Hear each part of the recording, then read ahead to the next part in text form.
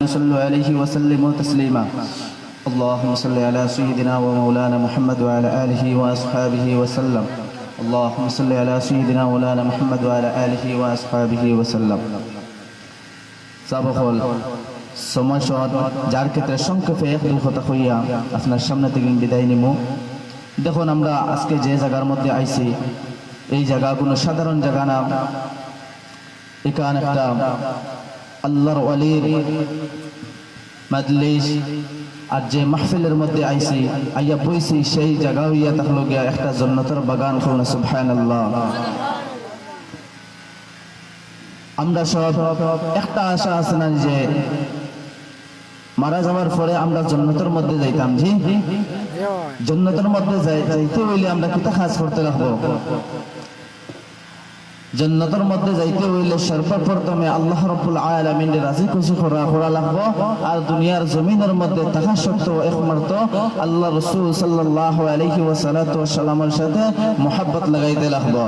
আল্লাহ রাসূল সাল্লাল্লাহু আলাইহি ওয়াসাল্লামের সাথে দুনিয়ার জমিনের মধ্যে যদি কোনো মানুষ মুহাব্বত করতে চায়, দুনিয়ার জমিনের মধ্যে যদি কোনো মানুষ আল্লাহ রাসূলের সাথে মুহাব্বত করে, তাহলে এমন ভাবে মুহাব্বত করতে তার নিজের জান থেকে, তার জিসিম থেকে এবং তার ধন সম্পত্তি থেকে না।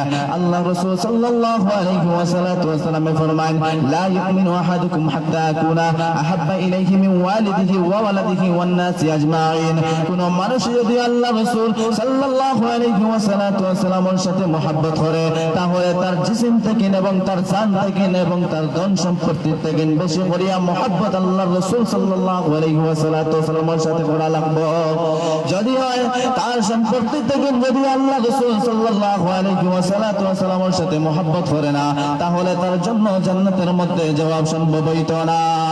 দুনিয়ার জমিনের মধ্যে থাকা সত্ত্বেও আল্লাহ রাব্বুল আলামিনের ডর এবং ভয় তার দিলের লগন ফায়দা করতে লাগবে। আল্লাহ রাসূলের মুহাব্বত তার দিলের লগন ফায়দা করতে লাগবে, তাহলে আমরা জান্নাতের মধ্যে যাওয়া সম্ভব হইব।